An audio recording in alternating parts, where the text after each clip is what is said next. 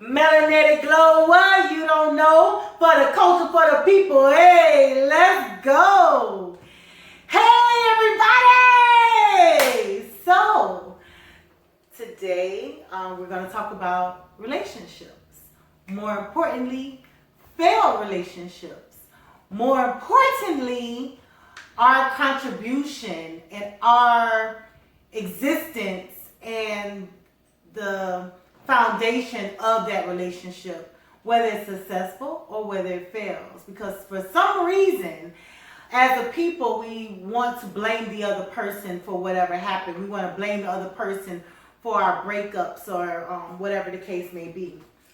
So I do want to come. I always have some kind of source of some kind of ancestor or elder that just spreads truth with wisdom because they've experienced this lifetime.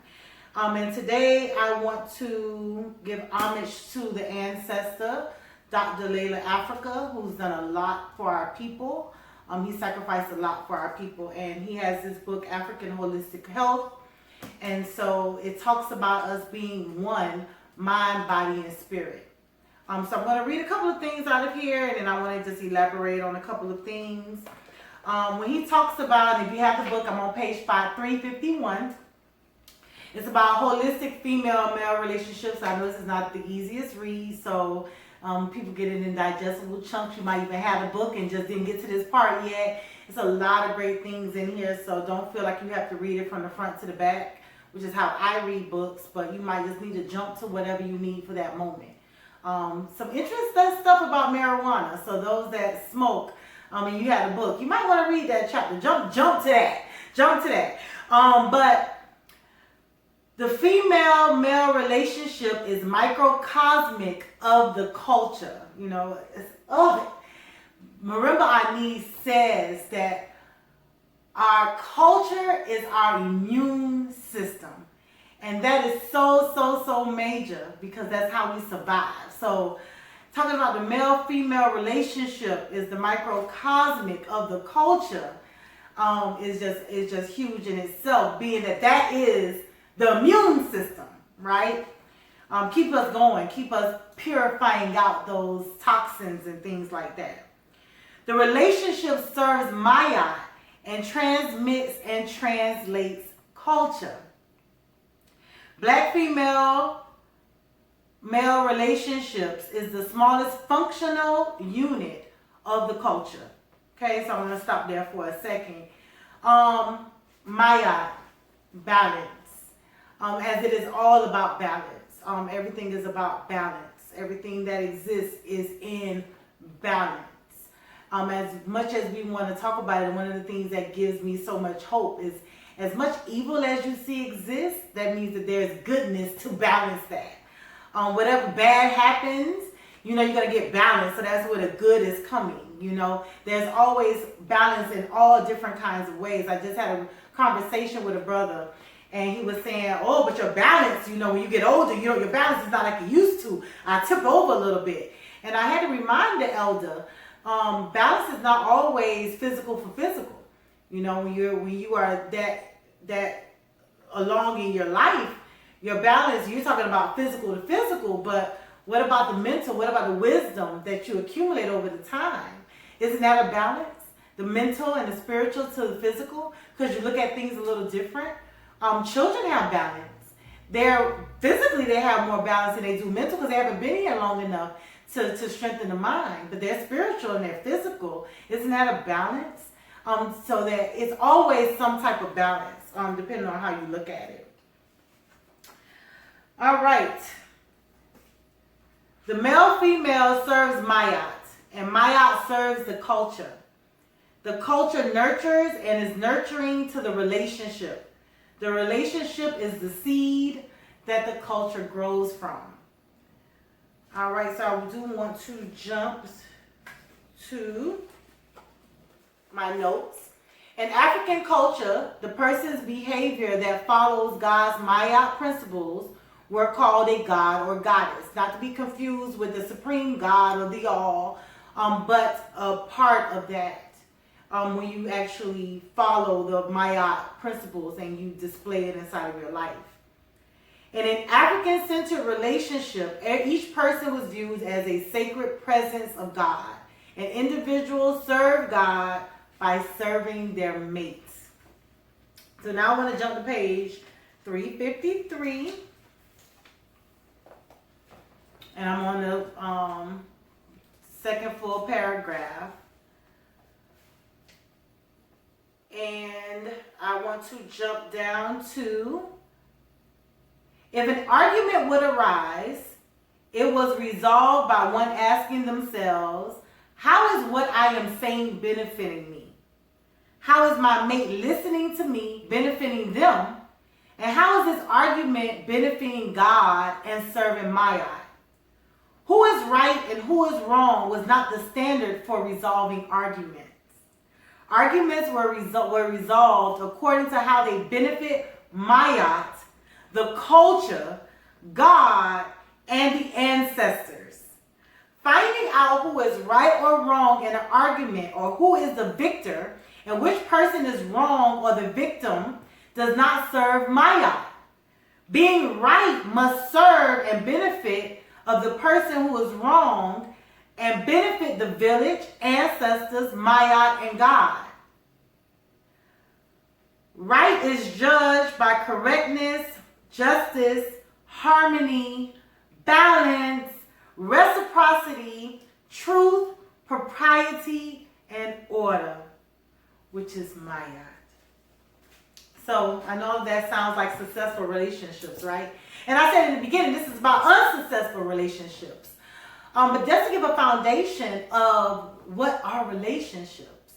So when you're in that relationship, because it's not deemed unsuccessful until you get out of it, until you're on the way out, right? So you were in a relationship up to that point. So up to that point, there was balance. Up to that point, there was some type of reciprocity. So it can't be one person's fault if it took two to tango. If it took two people to be in a relationship, no matter how long it is, then that means that those two people had to be on some type of same frequency. One thing about sex, it unifies the two people. So there's some kind of frequency, there's some kind of energetic, because we are energy beings, there's some kind of energy that's aligning the two together. So if at the end of all of that aligning, at the end of all of that balancing, at the end of all of that reciprocity and merging and unifying and becoming one, if it goes in two different ways, it's not one person's fault. Because it took two the entire time to even get to that point for it to disseminate. Now, I do agree that some people might outgrow another person and energies change. Some rise, some fall. That's what energy is. You know, you vibrate faster, you vibrate slower, and things change inside of everything that's going on. But it is unfair to say that at the end of a relationship that all of the fault, all of the blame, all of the responsibility falls on one person in a relationship. And this is not only in a male-female intimate relationship. This is also be inside of a friendship. If you're friends with that person, you're friends with that person for a reason. It's a reason why you became one with that person. It's a reason why you are friends with that person. One thing about African holistic health is that it looks at health as a whole, mind, body, and spirit as being one. I know you've heard of meditation being able to heal the body. So even though this person might provide this physical component and you provided a mental component or a spiritual or a combination of the three, together it became one. So at the end of that relationship, it is always easier to blame the other person for what they did or they did not do. But then we also have to look at self, because it all starts with self. And if it is the end of an unsuccessful relationship, we do have to look at what needs to be healed in self so that we can be whole people going forward, whether it be for ourselves, for our children, for our family, or for another significant person that's supposed to enter our lives, whether in a friendship or in a relationship that is more intimate. So what was it in me that allowed this to go on? Especially because you can see someone else's flaws better than you can see your own at times. But that's just a reflection of what's already going on inside of you. So if it's something in that person that they did this, they did that, we have to ask ourselves, what allowed them to be able to do that to me? What in me allowed this to continue to happen? If this happened for a long period of time, I say I was in a relationship for 30 years. And for 30 years, he's been doing me wrong. And he did this to me. He did that to me. He had a child on me. And all of these things. And I'm coming from a female perspective at this time, but it is the other way around. Because men can look at it as, and she cheated on me. And she knew that I was coming home and I was taking care of the home. I was doing everything that I could to be able to provide for the bills and everything to take care of her. And then she still went out and did this. But one thing about it, we have intuition. We do have a third eye. Whether it's cleansed or whether it's uncleansed, we have a feeling. We have a sensation.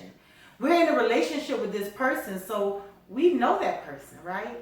We know when that person starts acting a little bit different. Where did that difference come from? Because that's the energy too. It was a new energy being introduced to make this person act different.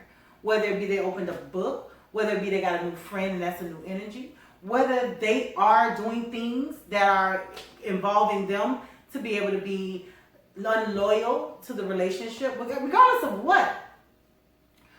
If we allow it, we are still a participant in it. That's the same thing with this relationship with this government. We allow them to do certain things to us. We allow them to continue their system. Some of us are mentally separating ourselves from a lot of the things that's going on, but as a whole, as a people, we're still integrated in what's going on. We still watch the news and let them dictate how we get to treat our children. We still allow the remnants of what we've been through determine our diet and the things that we put inside of our bodies that also affect our brain because they're anatomically connected. So we do have to look at our contribution. What do we say? Oh, I can't get out of this. That right there is a self-defeat. That right there is letting you, that your brain is not able to connect to the universe to allow you a way out. Sometimes we just got to think our way through some things, and we just have to take a step back and we have to meditate on it. Or what can I do to fix this? Or is it fixable? We have to ask ourselves those key questions. But if we're at the end of a failed relationship and we've tried all of those things, we've tried to mend all of those things, it's very important that we heal. It's very important that we take a moment to realize our contribution because, yes, the other person had to become one for it to even get to that point. But worried about what someone else does that benefit self? Is my thoughts helping me to progress? Are my current thoughts and my current words and my current actions pushing me to where I need to go next? Or am I staying in this small bubble that caused me to be stagnant and stay in this moment where I'm reliving all of the hurt and the pain without the brighter side of I'm free. I'm free from this so that I can heal. So please, let's do it for each other. Let's come out into becoming in whole relationships. Let's come to the point where we are one with self, especially before we become one with another, and not bring that baggage into another relationship or dump those things on these children because they don't deserve that. And that's all I wanted to say for today. I hope that we heal. That's my main thing. And yeah, Melanated Glow, I'm out.